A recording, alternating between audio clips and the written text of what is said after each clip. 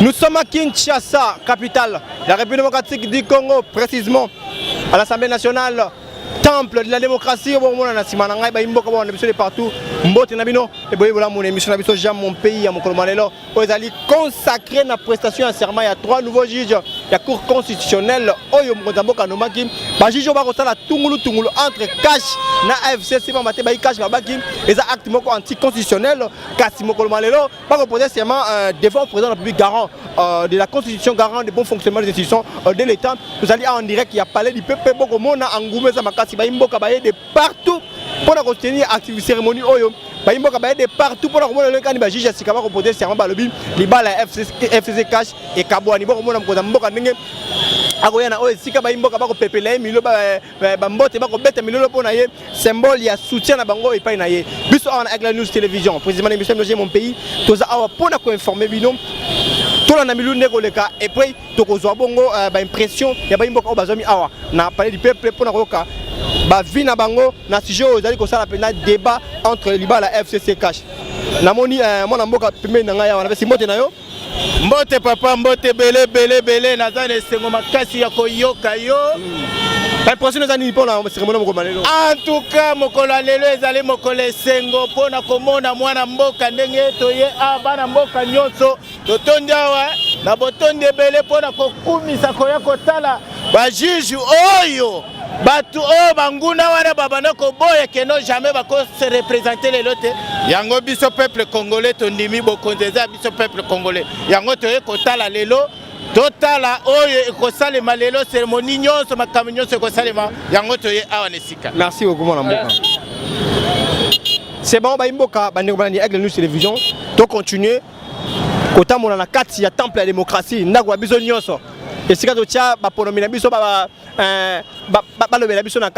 nous rappelons que pour serment va juge oyo sénateur il y a FCC boycotté qui va épouser l'initiative au type anticonstitutionnelle quand ozawa tout le même somi kolaka Freddy Kota Mbata tout le caméra tout le monde a nié koleka à la carte assemblée nationale. Ici, je crois que les choses étaient claires. La loi ne dit pas qu'on devait prêter serment devant la présidente de l'Assemblée nationale. La loi ne dit pas qu'on devait prêter serment devant le bureau de l'Assemblée nationale. Non, devant. Ils sont présentés devant l'Assemblée nationale et vous avez vu les députés. Il y avait même des députés du FCC. Le Sénat était représenté. La loi ne dit pas qu'il est que le président du Sénat soit là. Non, même pas le bureau. Et vous avez vu les sénateurs. Et les invitations étaient envoyées à tous les sénateurs. Même au sénateur à vie qui n'est pas venu. Donc, la prestation de serment s'est passée conformément à la loi et les nouveaux juges constitutionnels sont maintenant, ils sont opérationnels, ils peuvent entrer en fonction et ils peuvent même aller examiner maintenant leur requête en interprétation de l'article 60 de la Constitution. C'est ça le problème, ils peuvent même maintenant aller. Mais le problème c'est lequel? Comment vous pouvez comprendre que tout un regroupement politique peut mettre le chaos dans le pays pour 2 juges seulement? 2 juges seulement qui ont refusé de prêter serment alors qu'ils avaient accepté, alors qu'ils avaient payé même les toges. 2 juges, on veut mettre le chaos, on peut amener la crise dans le pays à cause de 2 juges. Non, je félicite quand même les députés et les sénateurs du FCC qui sont venus parce que c'est inacceptable. Inacceptable même que vous êtes dans un parti politique. Un secrétaire général adjoint, il a échoué lui-même comme député national. Député provincial, il a échoué chez lui. Et il vient donner des instructions même au Premier ministre. C'est la catastrophe. Bon, mais malheureusement, comme disait l'un de leurs que vous connaissez très bien, le chien de l'inanition de la nation peut aboyer, mais l'état de droit passe. Et l'état de droit va passer. Au regard de l'effet, quel avenir nous aurons aujourd'hui par la coalition FCC cash? Vous savez, le président Félix Tshisekedi a prêté serment de servir la nation, pas de servir la coalition.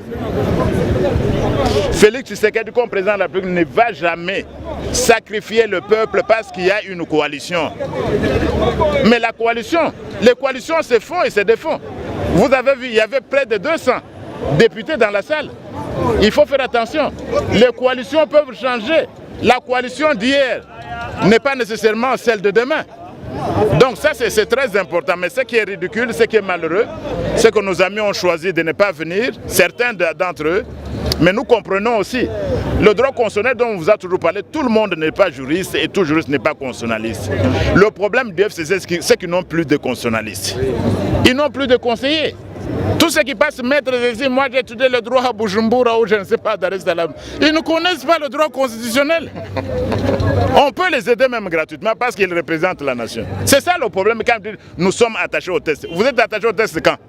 Vous avez passé 10 ans à violer le texte, vous venez donner des leçons aujourd'hui, vous êtes attachés à quel texte?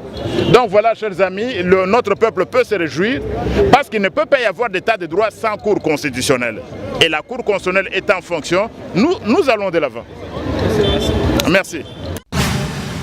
Très chers internautes, pour que nous suivez partout, au essayez de Zahawa. Dans le temple de la démocratie, il n'y a pas plutôt la prestation de serment, il y a un juge Yassika. Et maintenant, il y a un maître Gingo Manvubu, il y a un cadre à FDCA, il y a un sénateur Modeste Sébastien Lukobo, à qui je dis déjà bonjour. Oui, je dis bon, merci, bonjour. Bonne santé, maître. Oui, santé ça très bien, santé ça bien. Maître Gingoma, vous qui êtes mon canabiso, est-ce que cérémonie à l'élo est à constitutionnelle? Bon, cérémonie à l'élo de co-christian est constitutionnelle.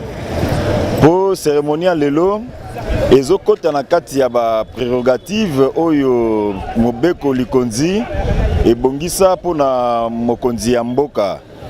Et le mobeko likonzi et lobby na kati ya nango elobi ete bazuzi ya cour constitutionnelle yambo ete bakota na mosala basengeli ba prêter bongo serment oyo ekomama na kati ya constitution ya république pour que bayeba bongo kobanda mosala na bango. Serment ngo esengeli ba prêter yango liboso ya bureau il y a Conseil supérieur, il y a magistrature, bureau à Conseil supérieur à magistrature, puis liboso, il y a député, puis sénateur. Yango bilulu euti ko salama lelo awa nakati ya ndako ya peuple congolais, o babengi bongo palais du peuple, to assister bongo na prestation de serment o ezali bongo conforme na constitution ya mboka na biso. C'est vraiment illégal et c'est violer la constitution depuis ta nomination qui nous montre pour ça serment le deux présidents et deux chambres à parlement va prendre part dans un. Est-ce que au moment que réaction wana ezo ko sous guerre na kati coalition FCC cash? Bon, na kati ya guerre ya FCC cash ngana okota kuna te. Ponga nazali ni moto moko ya ngambo pour le moment. Mais en tant que peuple congolais. En tant que peuple congolais et puis en tant que président national, il y a USDI, Union Sociétaire pour le Développement Intégral. Oyo azali bongo parti politique à côté na mikolo minuti koleka wa boyoka ki ete USDI asangani na les grands baleines le professeur Bahati Lukwebo po ete to ebandeni ni to sengeli ko sangana pe ko bunda ensemble pour na intérêt ya mboka na biso ndenge boyebi ete ndeko Bahati Lukwebo azali bongo ko bunda pona ba institution donc biso pe to zana combat ko défendre ba institution na yango moni présence na biso na esikari mais so keza na bandeko moko boye songolo ba moni ete milulu oyo ezali inconstitutionnel bon ngana koloba ete bazali na mwa mobunga bandeko moko boye ya songolo bazana mwa mobunga parce que omoni oyo olingi basala yote ko sala pe moninga te mais na mokolo lelo mabe moko esalami te mais ba comportement wana ya koganga ka koloba ete constitutionnel mais tala pe na no rétroviseur te hein mame gana pe otala na mo rétroviseur soki to zongi na sima to komona ete ezalaki na bangonga moko boye ba membre pe ya cour constitutionnel basila ipe kolongola bango kotina bango bisika songolo sans que ba mandat na bango e babongo kozwa kokoma na suka na kopesa ndakisa kaka na lombango ya professeur Vundwa Wetepe Mako. Donc eza bakamoko yo ezali salama déjà eza jurisprudentiel. Donc tokoki te kotelema lelo pona koganga lorsqu'il s'agit de baninga koloba constitutionnalité. Mais à vrai dire il y a pas de constitutionnalité parce que moko ya ba membre ya cour constitutionnelle a démissionné qui pe mibale mokonzi en tant que garant de la nation en tant que magistrat suprême conformément ya mibeko a epesemeli ete atinda bango na mosala kaka ya kosalela kaka ekolo na bisika mosusu e na banzi bongo eza nango mabete pe ete eza kaka mpona intérêt ya mboka po ke Kongo ekende na liboso nde nyonso ezali kosalema. Mais ba politique ya kolelaka eza susu intéressant te mpona intérêt ya peuple congolais toluka tosangana de façon ete mboka ekende nde liboso. Ba institution evanda ba institution ya makasi lolenge ototi komona awa bande komisa to bakoti professeur Kaluba akoti tomoni mama Kalume akoti oazali bongo mwasi mbala ya mboku constitutionnel azana na mwasi na kati ya na composition na e beza esengo mingi mokonzi Kabila Tshisekedi ai babongo kopesa bongo mbano to pe lokumu epa ya ba mama e pe tomoni ete moko pe ya bazuzi ya makasi zuzi Dieudonné Muteba a koti pe na kati ya cour constitutionnelle pour ko renforcer kaka cour wana za la bongo makasi ba kosala mosala malamu. Absence il y a des deux présidents et deux chambres parlement. Yo monyango ndengeni. Sabotage. Absence à deux chambres, il y a deux présidents, il y a ba chambre mi balé à parlement, à l'Assemblée nationale na Sénat et absence exacte parce que constitution l'objectif serment wana esengeli esalema liboso en présence en présence il y a Assemblée nationale na Sénat. Assemblée nationale na Sénat eza ba institution ya mboka. So ba bi Assemblée nationale est constituée par qui? Ce sont les députés qui bangonde bazako constituer Assemblée nationale. Sénat est constitué par qui? Ce sont les sénateurs de bazako constituer Sénat.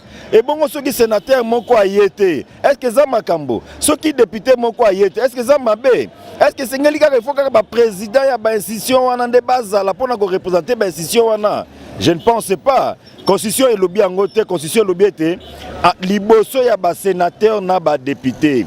Donc et quand on appelle liboso ba sénateur mi balé, liboso ya député mi balé, eza nango légal. Eza nango likambote ya ko benda na ko setirailler à moins que loko monsieur za na sima oyo ngai na yo to ebité moto wana e mogonda ebe loko ni neza na sima. Mwana mboka gi vubu to komi parce que na soki entretien na biso message na peuple congolais mobima oyo ba misusu bakota na moi confusion ba été président Félix Tshisekedi avec la constitution mboko yotambola na tungulu crise ezali pamba te bako katina bandingo bango FCK amsuwa perdre espoir to amsuwa perdre espoir. Mon message en tant que patriote.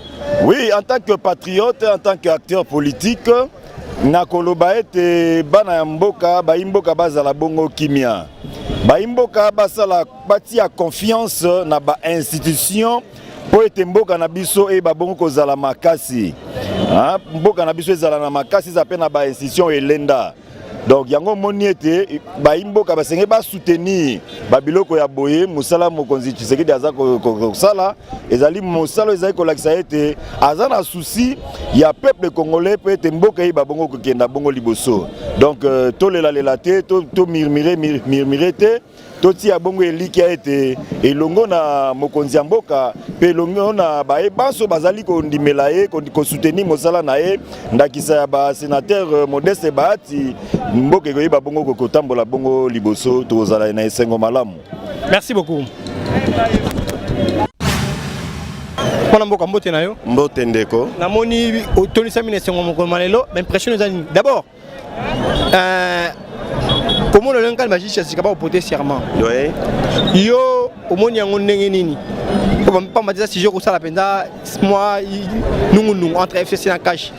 est-ce que mon liquidation madame Ndeko en tout cas Nazaya Kosepela Makas parce que ça fait un long moment que le pays avait traversé une période d'impunité.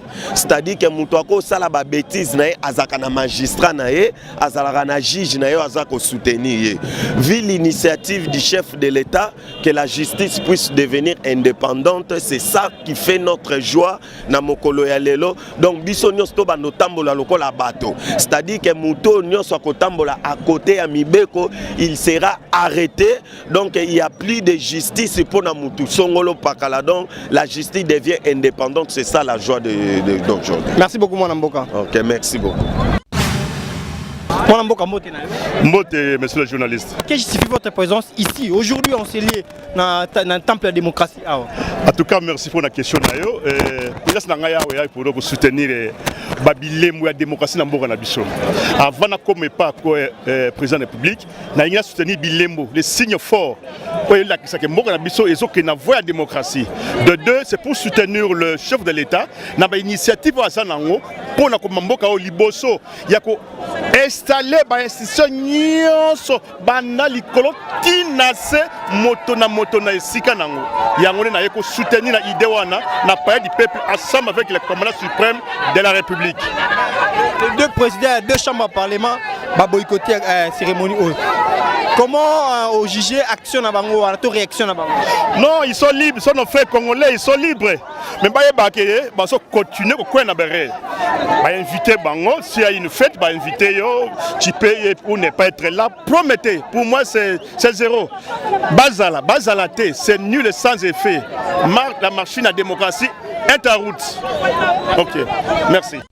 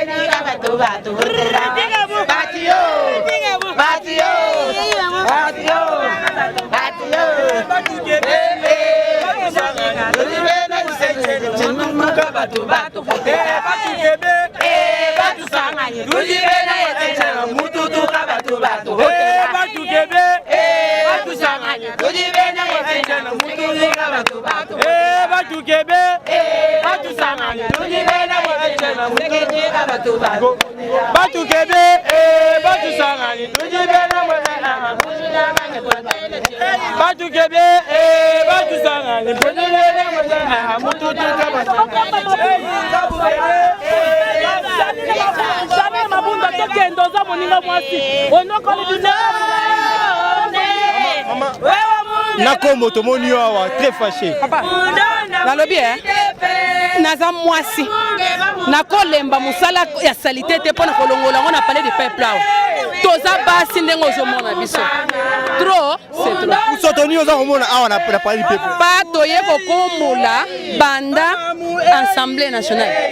Na Sénat bavandaka na bakonzi na mboka ndenge nini yo za mokonzi constitution lobi nini balingi koyoka constitution te bakambi mboka oyo 18 ans na kipandi bazotanga constitution te bazotosa mokonzi ya mboka te na kati ya 18 ans na ezalaki kaka autorité morale ok na wese autorité ozonga autorité moko azolela lobi soki nazalaki ata na 10 personnes mbele ye aleli bongo sikoyo biso bapeple tokolela ndeni ye aza na kati na bango azolela soki ezalaki ya solo soki alokuta tomoni ke baza bato nyonso mabe badepute nome oyo mpe biso bapeple toponaka te lelo oyo toleli mingi mpo na mboka na participer à l'activité nyonso nyonso tozo bimisa nyonso bombana ezebele. Tozo soutenir mokonzi ya mboka Félix Tshilombo. Aza mwana mboka. Mabeni nyo ya sali pona kokamba mboka ndenga aza kokambela boye. C'est la constitution mboka Félix aza na ordre moko na yebite mwana mobali oyo awuta wapi. Félix azo tosa constitution na ndenge moko na yebi koloba kosilisa te liboso la nzambe ya Congo RDC. Oyo eza mboka bilaka. Yaya toleli mingi pona mboka zo mona. Yaya toleli mingi pona mboka tobebisa kinzambe pesa so président en tête à pays wazana mawa ya peuple congolais. Yaya ezebele. Merci beaucoup. Comme la salité eleki. Maman, impression na yo pona milieu lelo zanini. Lelo en tout cas tozana esengo makasi. Esengo tozana ngo eza parce que président na biso aza ko respecter constitution. Constitution président azo salela eza oyo bango batikela kiye. Mais nazo comprendre tende bazo baki azo violer na comprendre ngo te. Banda ki manda na yo aza nango oyo. Atikela ko sala constitution te azo salela ka constitution oyo Kabila atikela ki biso. Mais baboni ba ko comprendre que constitution oyo e ko rattraper bango parce que bango nde batika ki yango. Ce qui ezaki que président avandaki na kuku abandi ko bandela ya constitution. Wa tengi to ke eza likambo ya violation. Mais na minute président na biso, président ya ba Congolais, Fachi Beton, azo sala nde constitution oyo Kabila tikaki, oyo bango moko na batu na yebo ya kingakati bakomaki na bik. Bik yo bango bakomaki nango. Soki ezaki bik bleu, président yeli bango bik rouge. Akomi ko corriger bango, mais ekomi ko balukela bango moko. Po président na biso asimbi constitution te. Soki boke na article boy asalika article wana. Boke na article 27 yango wana, 78 yango wana, 71 yango wana. Mais tozo comprendre te ezolekela bango bakansaki neti ke président oyo ayaza président moko fantôme, mais comprendre que non oyo mwana oyo azo sala vraiment vrai politique yango oyo. Politique ya hors niveau. Politique oyo bango batika ko s'attendre nango te, mais comprendre te que mais mwana oyo auti wapi. Biso tokansaki neti avanda na ye na papa na bango wana azoliaka ba hamburger, mais bazo comprendre te que mwana oyo abandaki kolanda likolo ya papa na ye, idéologie papa na bango.